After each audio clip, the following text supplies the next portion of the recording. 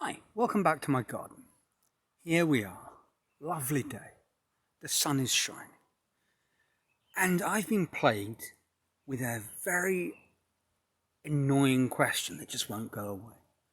Why do the kids get to have all the fun? Easy to phrase. You might already be putting up a few arguments against the sentiment.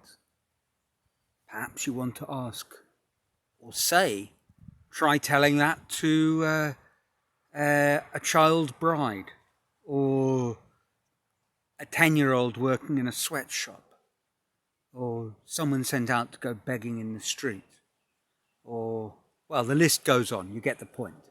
And obviously, children don't get to have all the fun. And in the same way, there are many adults who have far too much fun. You might point a finger in my direction, and sometimes that's true. But lately, I've been having this feeling that it isn't so true. I mean, I love my job. I'm a sculptor. I gave up working, a proper, sensible, normal job, high school mathematics teacher, to just doodle around with my art and have fun. And for the most part, that's what I've been having. But lately, I've hit a bit of a wall, so to speak. It started to feel like something of a chore. And I'll dig into that a little bit more later. But my first response to that feeling was to say that perhaps doing art every day, or attempting to do art every day, maybe is burning me out. But at the same time, I thought, if I start taking the weekend off, it's a slippery slope. So I did a sort of in-between measure, which actually has worked out very well. I decided to make Sundays play day. So I would stop my serious artwork, the stuff that is towards exhibitions or my ongoing projects, and just take it as a day when I can do anything I like, experiment, try working with new materials, don't worry about the outcome. If at the end you don't like it, you can just scrunch it up into a ball if it's wire or paper, or if it's metal, just bang it with a hammer until it falls apart. And the results have been very, very interesting and very stimulating, I might add. And I think it's because really at the heart of art, and by extension maybe creativity, play is a central feature. It's how we learn best. It's not the only way we learn. All of us, I imagine, watching this video have finished high school. And we know how high school knocked play out of learning. It doesn't need to. And when I started doing teacher training, people really were starting to double down on the idea that perhaps we need to put more play elements into how children learn, because that's how they learn best. That's how they learn naturally, playing around with stuff. And indeed, that's how adults, I think, learn best. Just playing around, purposeful playing. Watch a bunch of 9-year-olds inventing a game and playing it. My oh my, they're serious about their game. But not too serious. Well, if they are too serious, it ends in tears and the adult steps in. But generally, they're not too serious. I thought about myself, and from an early age, I suspect I did take stuff, and indeed myself, far too seriously. And there's positive outcomes to that. And sometimes when people have said to me, Neil, you think too much, or Neil, stop taking everything so seriously, I want to say, well, I'll stop thinking so much and taking stuff so seriously if you start thinking a little bit more and taking stuff much more seriously than you do. I've never said that to anyone, but I felt like it. The truth is, I suppose I was a quite serious young lad, and it showed in my interests, chess, for example.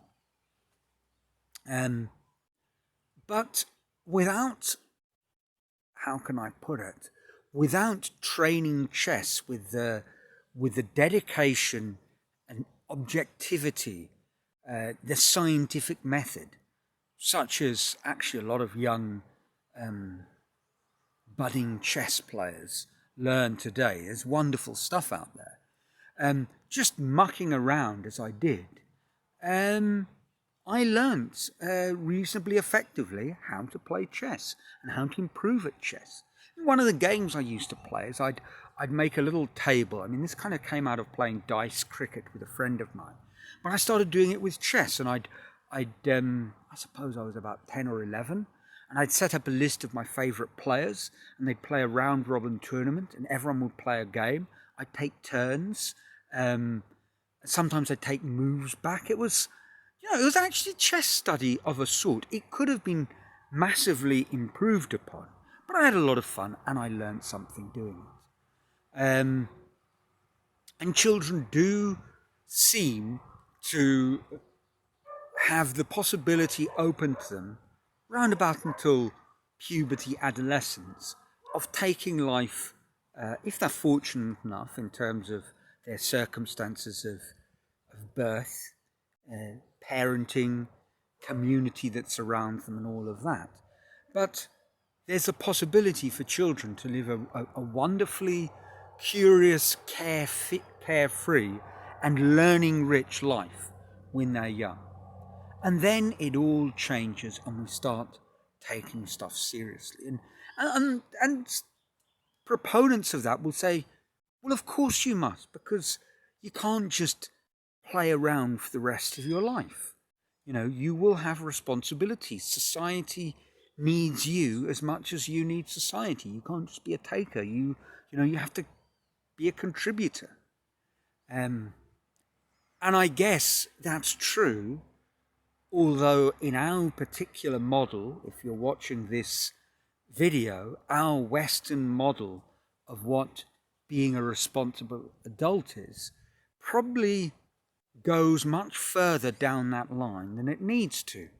And it starts placing the onus on generating the fruits of responsibility when really you have quite enough as it is. And I've discussed this a lot in other films, and I think this is very, very true. One might cite as an example when I worked at St. Paul's, a school where children had the benefit of very fortunate backgrounds. And if you looked at the most extreme cases, the parents really had no need to ever work again. The most extreme case, if you look at the uber wealthy in the world, the sort of fraction of a percent, the billionaires. Well, if they just stick their money in a sort of simple account that generates minimal sort of interest, they could live on, potentially, certainly in Brazil, millions a day. Quite literally. So no, they don't need to work, and responsibility can be viewed in a much more broad context. But if we look, I suppose, more deeply at how we organise the workplace for the rest of us that aren't the billionaire class, there's interesting studies that suggest that many people do as little as 2 to 3 hours of productive work a day. And our parents, once we go beyond the stage of how can I put it? The stage of absolute vital dependency of a baby. Once we move beyond that, once we get to children school-going age, most parents don't spend hours and hours and hours a day devoted to their children. They don't spend hours and hours a day cooking. they do have hours and hours a day. Potentially, we could arrange it for them to be playing. And even the serious work they do could be done in a more playful manner. We could turn our life and the nuts and bolts, the nitty gritty, into a game. Now, I've been thinking about this a lot lately, and I don't know how much I think this makes sense, what I've been saying, but I probably need to sort of view this as the start of a more in-depth, deep dive into the topic. Because I have a lot of ideas that have been connected to this idea of how we might play and how we might learn in a playful way, how we might meet our responsibilities with less overbearing seriousness and a greater spirit of joy.